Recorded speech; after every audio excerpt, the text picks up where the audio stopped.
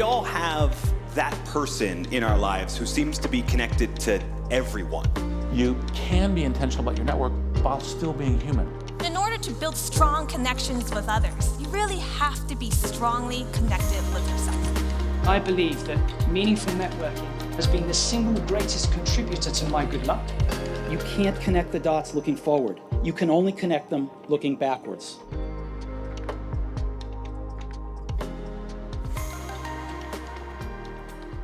Fred, it is a pleasure to have you on the podcast today. I'm so glad we're able to do this. To kick things off, you've written that you were 11 years old when you met your father for the first time. Yeah. Take us back there. What did that moment feel like?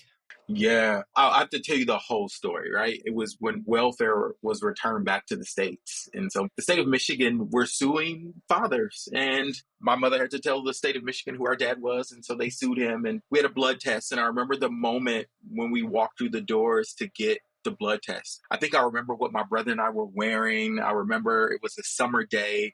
I remember how white and sterile the room was. And I remember walking in the room and my father looking at my brother and I and breaking out in tears. I remember it distinctly because his nose turned red and he was boo-hooing. And my mother, she's not one of those like deep mothers who's going to tell you what's going to happen and why you're going to this place. So we just went because she told us to. And so my mother is angry at him. She's yelling and she's screaming at him. And then several months later, after the results come back, he comes to pick us up for us to go meet our siblings because we had 4 sisters and we had cousins, we had aunts, we had grandparents. We get to my dad's house and my stepmother, she opens the door and she looks at me and she looks at my brother and then an organ in the living room. And she looks at me and says, I hear you know how to play the piano. Can you play some songs? And I'm like, yeah. And so I'm playing and I could hear her in the back just reading him over because she was so angry with him. And we didn't know what to make of that. I don't even know if we knew the weight of it. But then we got to meet the rest of our family and we got to meet cousins and we met our grandparents. And it morphed into this beautiful relationship that I share with my dad, but I also share with those siblings and uncles and aunts. But that moment for me meant so many different things. It was the moment in which I feel like as we are living in a society where people don't feel seen, it was the first moment that I felt seen. One of my aunts who passed away a couple of years ago, Aunt Patricia, was the first person in the world to see me, to tell me I was really special, to tell me I was important, to tell me I could be somebody in the world. And so meeting my father connected a whole lot of dots for me. But I remember the moment of meeting him and the rest of the family, just a lot of confusion early on because we didn't know what to expect. And so this was like a combustion of things. Well, 2 things strike me about that. First, it's hard for most people to imagine not knowing their father until they're 11 years old. I mean, you take that for granted, but it's also how vividly you can describe that day. You know, how impressionable it was. You can picture what the room was like and what the smells were and the warmth and everything else. So what an amazing moment. You also described food insecurities and eviction notices and power shutoffs. What did that instability feel like as a child? Yeah, if you are always anticipating something to go wrong, that pit that you have in your stomach where you can sense it, but imagine living most of your childhood like that. If you knock on my door really early in the morning, really loud, it takes me right back to childhood. I don't know if we got the same person who did this all across the city, but there's this man who worked for the friend of the court in Saginaw, Michigan. And his job was to hand out eviction notices. And this guy would knock on the door at about 6:30 in the morning, and it's the loudest knock you could hear. I would jump out of the bed. I know the neighbors heard it, so the embarrassment of it. But those things shaped my childhood, and it really has driven me in how I operate to this day. But I'll tell you the one thing that I also remember about food insecurity, eviction notices, power shutoffs, was the power of community and the power of our family and how we rallied together to support one another. Church members, neighbors, folks who would run power cords from their home to ours to help us stay warm in the winter. And so although I feel like I spent most of my childhood with a pit in my stomach, waiting on the shoe to drop on the next thing, I also remember these moments of grace, these moments of sharing, these moments of caring. And those moments I've also pulled into adulthood as well. Yeah, that is a striking way to kind of think of things. When you were in that state as a child, did you think that things would break right eventually? Did you think that this is an adversity that you might have to endure through? How did you think about that? Yeah, I'm going to be real honest with you. The way that I grew up and some of the things that we experienced, I always thought they were a little weird and dysfunctional. And I remember making a vow to myself throughout my childhood that if I could change things for myself and for the people around me, that I would work hard to do that. And I think I've made good on that promise, and I've worked hard for a lot of things, but I also feel like grace and God and the universe have helped to propel me to this place. Absolutely. Statistically, the odds weren't in your favor. Why do you think that you and your brother thrived instead of becoming just another data point? Oh, my mother. My mother, although we were in the middle of a lot of dysfunction, my mother raised us way differently than a lot of my peers. I distinctly remember my mother telling my brother and I that she would kill us before she would allow the streets to have us. And although I don't think she would actually have done this, I do believe that that respect or the reverence we had for her was the respect that we felt like she was due for her sacrifices that she made for us. And so while all my friends were outside in the morning playing and riding their bikes in the summertime, my brother and I did homework from 9 until 11 or 9 until noon. She made us learn all the math, all the science, all the reading and language arts that we would need for the next grade. She would make us do that the summer before. She made sure we did chores. My mother raised us with structure, and that same structure that we were raised with carries me through. And this impression that we could learn new things and see new things is something that I do every day. So I'm always listening to a book, reading a paper. I believe it's iron sharpening iron, but my mother was the driving force behind us thriving. An amazing woman. What did she understand about raising two Black boys that the Yeah. research would later confirm? Like, what was she onto? And clearly, there are other mothers that sort of exhibit Yeah. the same patterns. What was that? It's something that would be helpful for people to understand. Well, I always say that my mother could have written No Child Left Behind or some of the legislation into summer reading loss and all these other things. My mother grew up in a small town and she saw people becoming or not living up to their full potential. And she did not want that for my brother and I. And so what she didn't feel like she could offer us at home, she found in the way of mentors. And so I had a lot of examples of what manhood could be, what it meant to be a professional, what it meant to help work in a world and do stuff for a society. Because although my mother gave us a structure at home, she also realized that we were missing some things. And so we were in Boy Scouts, we were in mentoring programs, all of those things that we couldn't get at home. She made a real concerted effort to help to make sure we got it out in public somewhere else. There's this really good book that I read once, and it's called Unequal Childhoods. And it's talking about the development journey of kids from higher income zip codes and lower income zip codes. And it's talking about concerted cultivation over the natural maturation process. And I feel like we had an equal balance of both, where my mother wrote out a schedule and planned events and had a real rubric for all the things that she wanted us to do. But there was also a part of the natural maturation process that my brother and I experienced as well. Those two married together and my mother's threats to kill us is the real equation that I think helped us to be successful. It almost doesn't matter socioeconomically. The values that a parent has, if they can have high expectations coupled with strong support, Yeah. that's a winning combination. And it's harder, obviously, in the situation that your mother was in raising you. But those are kind of the magic ingredients for getting the best out of your children. Yeah, it totally is. Those values, those things that I grew up doing were really, in my opinion, in a lot of ways, countercultural to the neighborhood that we grew up in. Most nights, Monday through Thursday, we had dinner at home at a table. We would sit down at a table with a knife and a fork, and my mother would ask questions about the day. We talk about stuff that we read in the newspaper. My mother really behaved in a way that was really outside of the scope of what we saw around us. And I think although it was harder, I knew we lived in a rough neighborhood. I knew we didn't have a lot, but my mother had this dignity and still has this dignity about her that carries me through life. And so I operate and have always operated in a way that was really counter to what the map or the guide outside showed was around us. What did your peers at the time kind of think of your upbringing? I mean, when you said that we read the paper and discussed it, and when they saw the collar shirt boys coming down the street, Yeah. like, was it hard? Peer pressure is tough.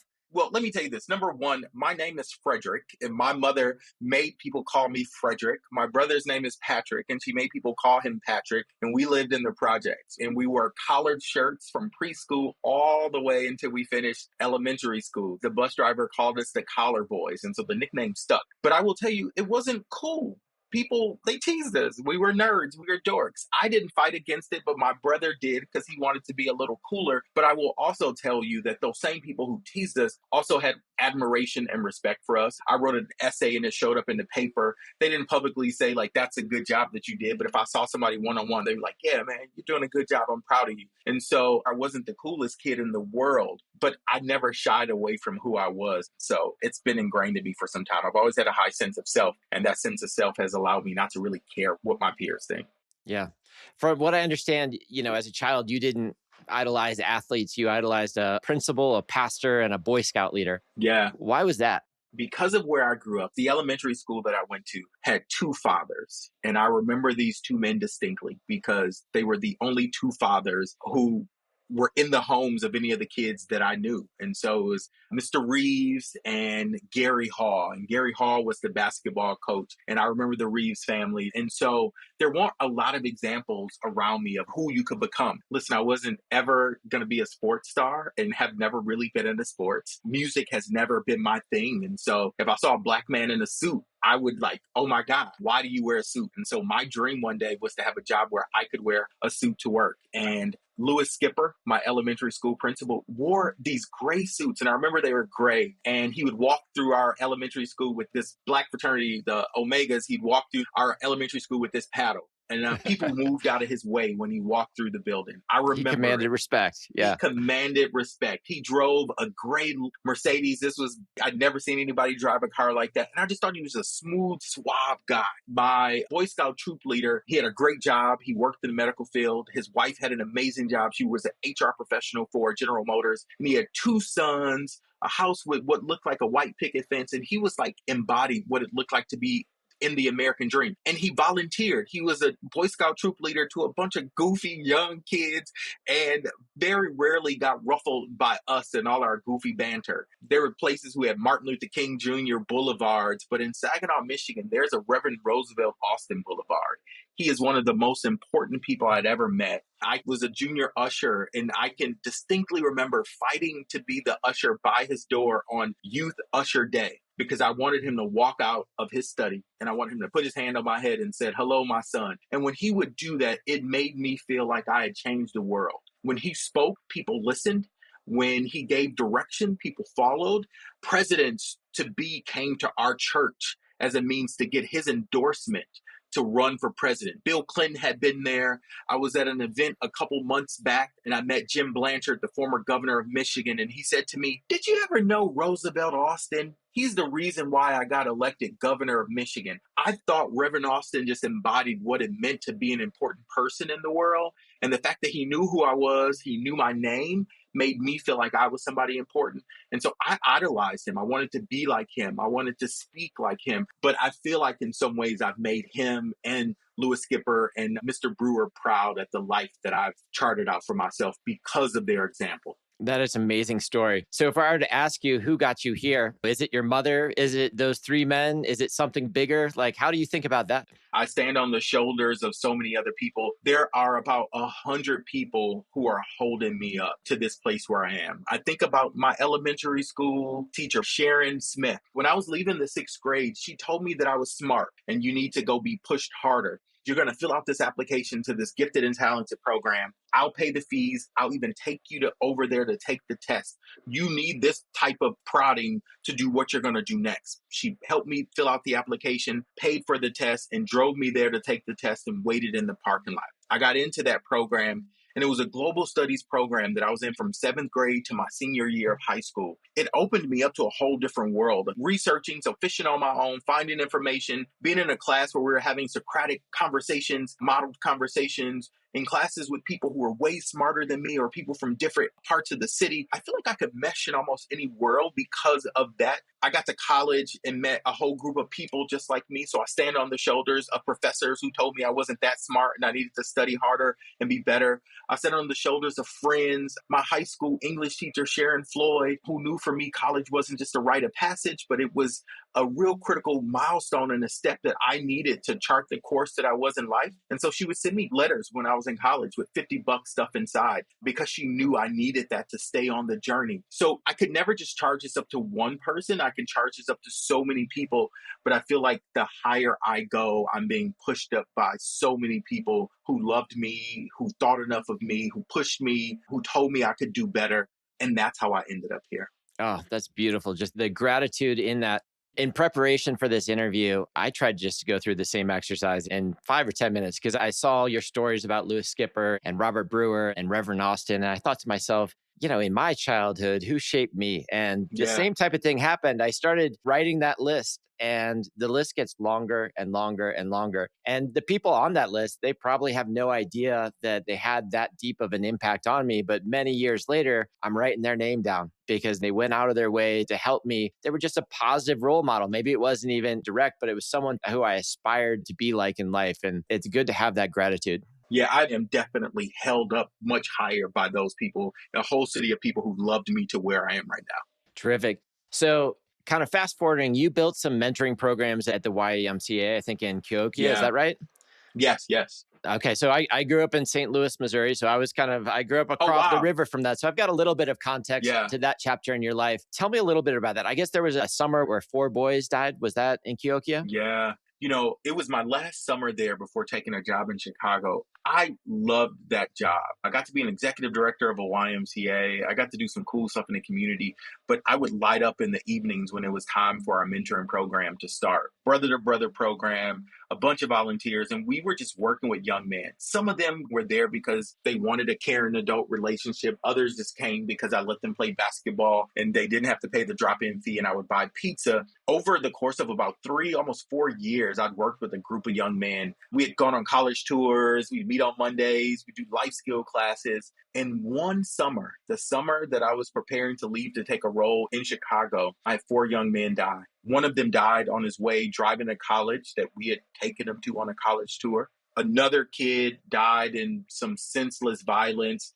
The other 2 died in senseless violence. And it was one of those things where I was like, I don't even know if I'm cut out to do work like this. Yeah. Because the emotional toil of losing those young kids, those like beautiful souls who would have turned out to be great adults, just really sat with me. And it sat with me in such a deep place of reflection because I still live by the mantra, to whom much is given, much is required. And so I beat myself up wondering, had I not done enough? Could I have done more? And what was my role and what blame did I have for losing the 4 lives that we lost that summer? It's tough. And it's also when you lose 4 lives like that, you start to feel like, who's next? Who's next? It's a really unnerving feeling. Yeah. Yeah. So I've done some online mentoring and a couple of other programs during COVID, but I haven't really stepped my foot into the mentoring world again because it devastated me. Yeah. You wrote once that you take on responsibility for youth development. Once you do, you never take it off. What burden do you still carry on that front? Yeah, I feel like young people in the positive trajectory is going to always be a part of every portfolio that I'm in. And so I'm thinking critically right now about young people in this loneliness epidemic, young people who need social interactions and more relational skills modeled, trained, or taught to them right now. But I also have a godson who I helped to raise, who's turns 25 in a couple of weeks and is in the Peace Corps in Fiji. And I was just there this past September visiting him, and I am totally sunken into his development and feel like we helped to make an amazing choice for him to go off to the Peace Corps. He matured so much in the year that I dropped him off at the airport to when I went to see him. And so I'm really thinking about how national service can play a part in the development of young people. But if you really believe that young people are a future and you want a future for this country, I think youth development should be a part of everybody's portfolio. And so it'll always be a part of mine because I've taken on the mantle. I know what it's like for brains development. I know the science behind that. Thanks to Bella Mote, who worked for the YMCA of the USA, who kept pushing us to put brain development in our work. And so I recognize that if we want a fair, just, and equitable society, it has to include work with young people. It just has to. Just a quick break to hear a word from our sponsor, Connect the Dots. It used to be that your product was what differentiated you from competitors. Now it's also how well you can unlock the power of your network. Connect the Dots uses relationship AI to map out your network, get instant insights, and see exactly who knows the decision makers you've been trying to reach. I've tried it, and it's wild how many warm connections I discovered. No more blind prospecting, just starting conversations with people who already trust you. Visit ctd.ai to learn more and set up a free strategy session.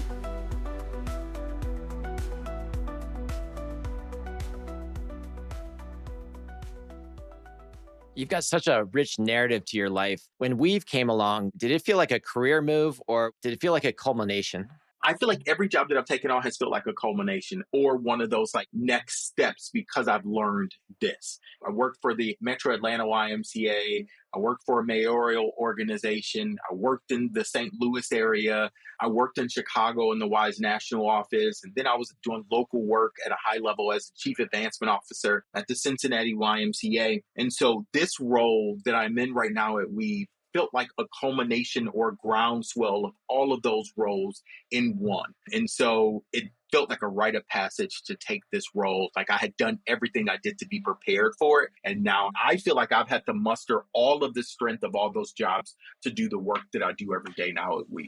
So for those who aren't familiar with Weave, maybe tell them a little bit about how it got started, maybe your first interview into this project. Yeah, so David Brooks, the former New York Times author, now a presidential scholar at Yale and a columnist for The Atlantic, was writing about doom and gloom and was like, I'd like to do a little bit more than highlight the big cultural issue.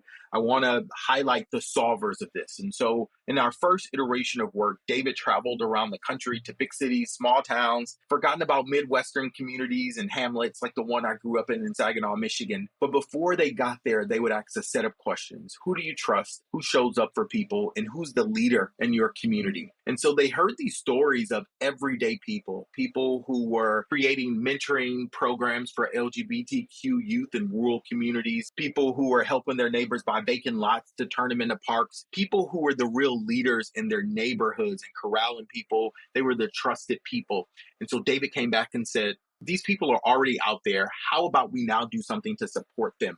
And so when they hired me back in March of 2020, it was right before COVID. And shortly after, we got an email saying we're going to practice working from home. 2 years later, I was in a condo in Northwest DC, figured out how to work from home. But David really had this idea that there should be some way to support these people, fund their work, provide them with tools and resources so they can go deeper, and then take those stories and inspire other people to dig in. And so our work is really built upon the premise that trust is low in our community. It's dwindling, it's dying. And that trust is the only way that we can do things together and solve things together. And so we all better be working on how we build our nation's trust.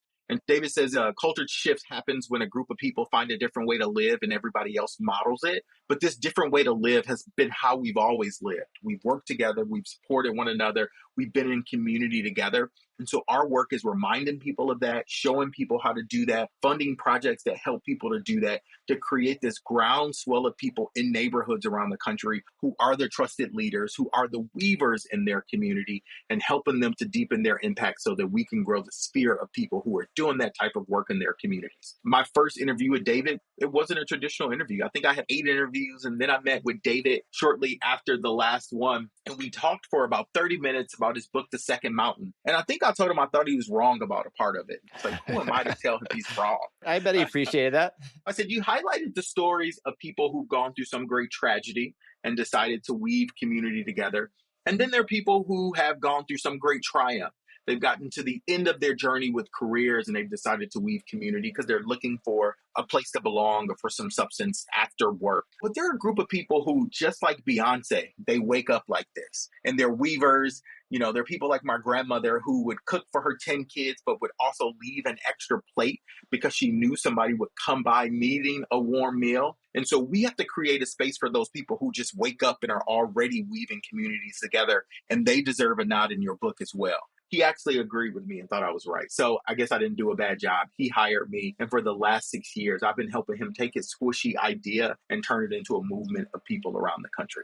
Hopefully he's also putting out a second edition of Second Mountain that has your revised edits in it. I hope so. I'll give him some editor notes for it. So yeah, David Brooks is one of my absolute favorites. And as you say, he talks about polarization and loneliness. And when you talk about the communities that you're saving, is America losing some of what saved you? Yeah. Let me first say this. I don't think that I'm saving any communities. I think there are people already working in those communities. We're just giving it a name.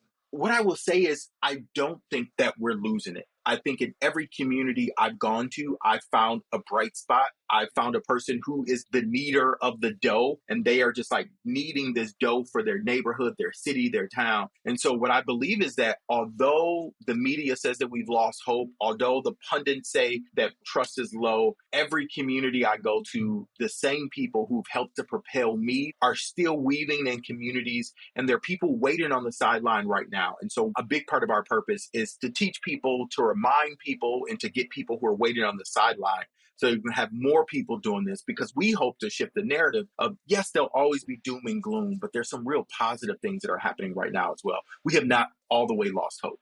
That's good to hear. It's really refreshing because the media does focus on tragedy and fear. That's what sells newspapers. And so to hear your firsthand accounts and the fact that you're shining a light on these weavers to tell those stories and inspire others is really important. Thank you. Just for our listeners, what is the difference between volunteering and weaving? Yeah, so I think volunteering is great. I want to make sure I say that. The people who are in the volunteer space sometimes get upset with me because I say, you should weave. But I think volunteering and weaving are in the same car. But I think weaving goes a step further. I think volunteering in a lot of ways has become a little transactional, where we're measuring numbers, the number of meals served, the number of people who come, hours. But I would want us to measure the number of relationships that we make, how this opportunity is mutual, where we both have something to add, to receive and to give at the same time, and that we do this work in a community on the ground, face to face. Weaving has those attributes. Volunteering has some of those attributes, but in some frameworks, it's gotten off course. I really think volunteering is one of the best tools we have right now in our country to bring people together, to springboard relationships, to get beyond the politics or these polarizing things, and to focus on the stuff that we share together. I want you to think about people being in the military together. My brother was in the Marines for almost 20 years, and he served in Afghanistan and Iraq, and he has come home with some of the scars from those wars, but he also talks about the camaraderie, the brotherhood, the getting to know people from different parts of the country who he never would have met or thought he had anything in common together, yet they served together. And so if you can get people to serve together, to work together, and not volunteer, I think we have a greater chance of bringing people back together in our country. That's amazing. I wonder what it means for corporate America. I worked at Salesforce for 11 years, and they had an incredible 1-1-1 model where 1% of employees' time went towards volunteering. And I had a friend, Brian Breckenridge, and I would almost call him a weaver because he was the type of guy who would walk around the office floor and say, we've got a volunteer event this afternoon. Let's get out into the community and do our part. And the camaraderie and the lifelong friends that came out of that hour or two after work was incredibly impactful. What advice would you have to companies that want to have a philanthropic purpose, getting involved, build trust in our communities? What would you recommend? I would say keep doing what you're doing volunteer events, but to go a step further and to submit this in communities. I want you to think about a Kaboom site. And if you build a playground with Kaboom, that is really great. Think about all the beers you're going to have afterwards, all the fun you're going to have while you're doing it, thinking about the kids on the swings. But wouldn't it be better if those same people who built the slides and the swings went back and mentored the kids in the program, or they held a youth group, or they participated in a summer program ran by those same people? Would it be great that instead of doing a volunteer day, we did some repetitious activity every Thursday for an hour together as a corporation versus a one-time, one-day event? And so to really cement relationships, the reason why your weaver at Salesforce was able to connect and build the friendships with you all is because he did it all the time. It was repetitious. You look at your watch and say, oh, it's 2:00, it's Thursday. He comes down the hallway. And service has to be one of those things where you're immersed in it. If you think about any relationship, it takes a series of interactions, of dates, of getting to know, of all these things before the relationship gels together. And if we think of our communities in that way, then it has to take some repetitious connection moments and service together for the relationships to be knitted together. That makes sense. So if you dropped into any zip code in America, what three ingredients would you look for to know whether or not boys will thrive in that environment? Yeah. Oh, that's a tough one because it's tough out here right now for boys if you look at the stats on boys. But I would say probably a couple of things. Caring adult relationships really matter. And so the type of programs that you're offering that has male leaders are important because it helps to build identity development. And identity development is the ability to see who you will one day become through your eyes by looking at somebody else or talking to somebody else. And so that's really important. So I think that's two things. The third thing is and so that means schools need more male teachers, more male administrators in the lives of young people at an early age. I think a place that gets young people out of bedrooms, playing video games, active in community, volunteering, doing service together, playing sports, all a part of the equation as well, and are super important in a time in which we say boys are lonelier than ever. Those three things I think are super important and will create the conditions for boys to thrive. But I'm not an expert on this. I'm on the board for the American Institute of Boys and Men. Richard Reeves and the team there are far better experts on this than I am. So how are you striving to build more weavers? Like I saw the map that you have of the entire country. You can zoom into every zip code. How is trust engineered? How do we do that at scale? Yeah, I don't know if we can do it at scale. I think what we can do is that we can teach new skills. We have a learning center with a bunch of trainings on there. One of them is we're building next is David's book, How to Know a Person. We have an online community where we bring people together around the country. We're hoping that you're inspired if you get our newsletter or hear some of the publications or some of the things that we offer. But we also have a real active plan to go into local communities. And so when I first launched this work, we used Baltimore as one of our incubators, and we launched a Weaver Award project where we funded micro grants to everyday people who were showing up in their community. But it was driven by people in Baltimore who did the selection process. We then launched a similar project in a rural community, Wilkesboro, North Carolina, with the same tenants. And a couple of years ago, we launched another project in a suburban, rural adjacent community, Northwest Arkansas. About a year and a half ago, we got a phenomenal gift from the Lilly Endowment of almost $25 million. I always tell people who are listening, we're giving most of that money away. I'm giving away 86% of that money to local community groups, YMCAs, United Ways, community foundations, training them on our skills and our methods, and then giving them $250,000 to launch Weave work in their community. It allows us to highlight and amplify more Weavers faster, but it also allows us to get the word out that trust is an issue, local people can solve it, and then skill them up to enhance the work that's happening in their community around the country. Yeah. Your life has been stitched together by people who have showed up. How do you show up for others? And maybe there's a lesson from David's book and the new training, How to Know a Person. Yeah, the work that I get to do, I embody it. If you walk through our office with me, if there was an award for the person who knows and talks to the most people at work and engages the most people, I'd probably get it. I am a person who quickly builds relationship, quickly figures out how to bring people in. And that's in my work life, my personal life. I talk to people on the train and build relationships. I'm like that annoying person that's on an airplane that talks while we're in the air and everybody's trying to sleep because I've started a conversation with somebody who's sitting next to me. That type of thing is ingrained in me. But I show up for people. One of the things that I believe staunchly is that people do this work, humans do this work. And so I have to allow humans to be humans. And so I'm an equal and a just person when it comes to that. Listen, I'm the favorite uncle, a favorite brother. My parents will tell you probably off the record that I'm their favorite child.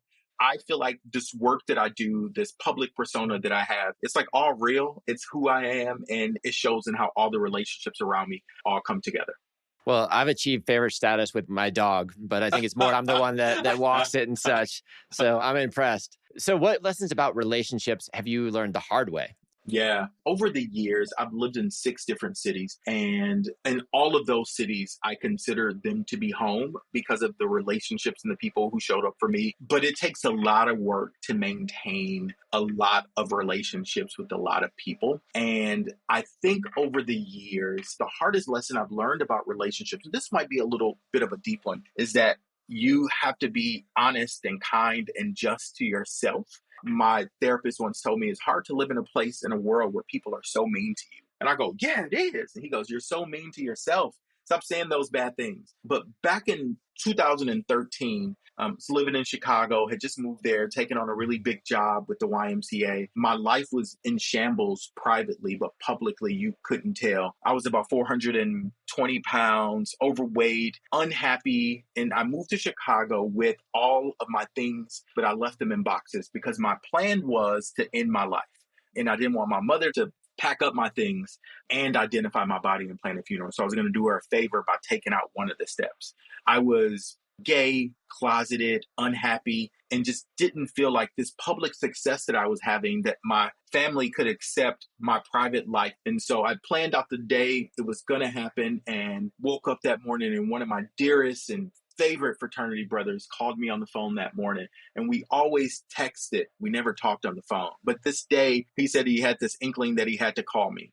And he called me and asked, "Are you okay? I had a dream. Something's going on. Tell me what's up." Ended up telling him. He helped me to get some help. But that hard lesson was actually a beautiful lesson that has morphed me into a better person because I'm nicer and I'm honest with myself. But that sheer act of being open and honest about who I am to myself, but also to the people around me, has allowed me to even bring more to the table, to the other relationships that I'm in with other people. Because of it, it spared me. I'm still here and I'm still able to be everybody's favorite because of that hard lesson that I had to learn. So I try to be better to myself every day.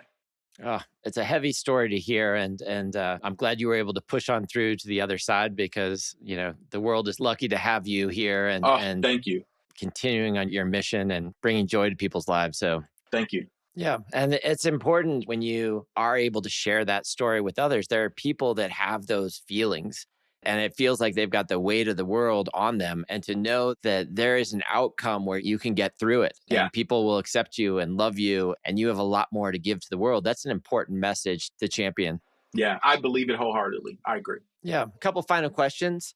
Let's talk a little bit about paying it forward. If a 12-year-old version of you were listening to this episode, what would you tell him? It's so crazy because I've done like EDMR therapy and I can see that 12-year-old me. I can see his eyes. And I think what I would say to 12-year-old me is that it gets so much better.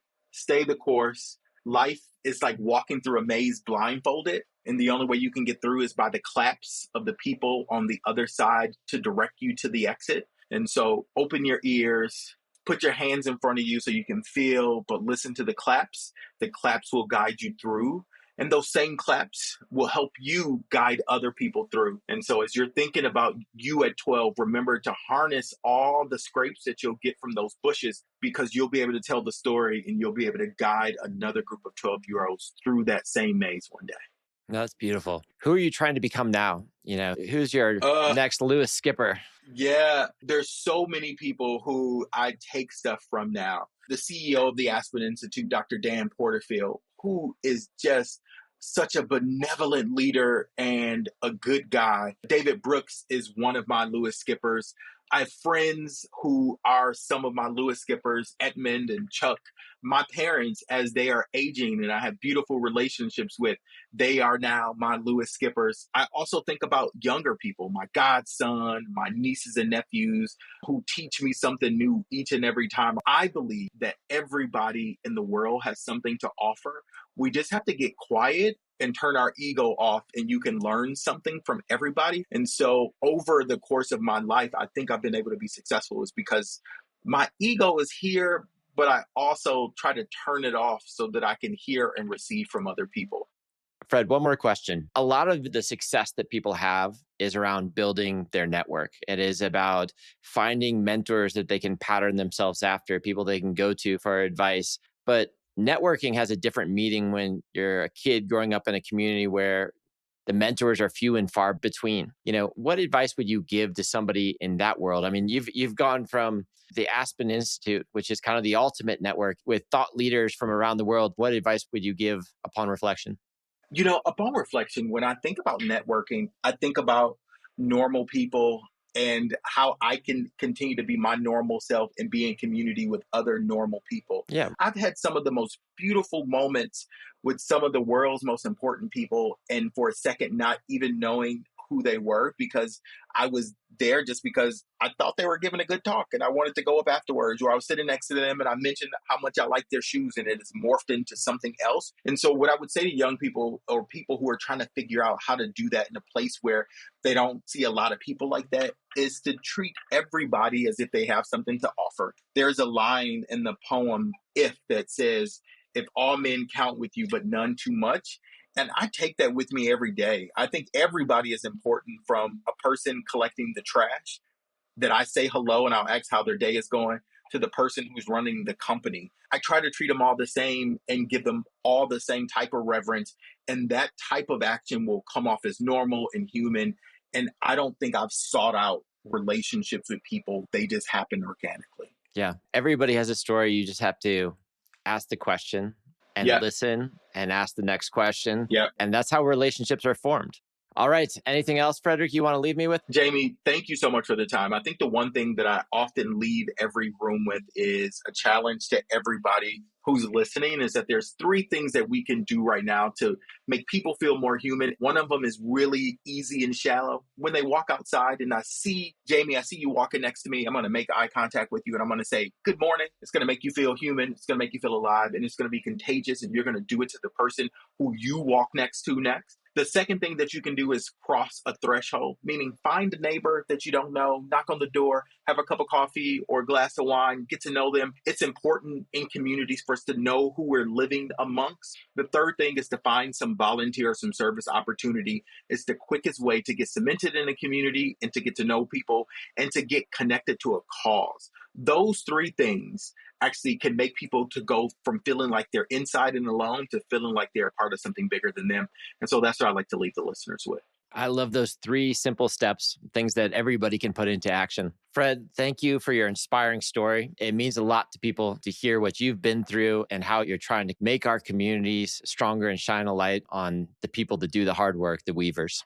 Jamie, thank you so much for the opportunity to share my story. I actually don't know or think I've done anything important, but I appreciate, I hope the world thinks so. I'm just a humble person from Saginaw, Michigan, who's learned and done a few things, and I hope it inspires somebody else to go do something. It certainly does. Thank you.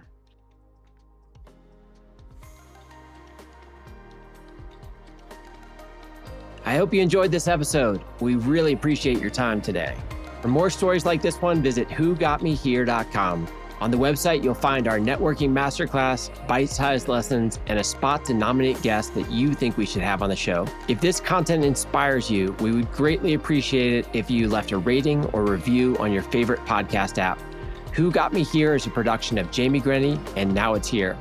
I'm your host, Jamie Grenny, and our producer is Alexis Ramdow. Thanks for being here today, and we'll see you soon.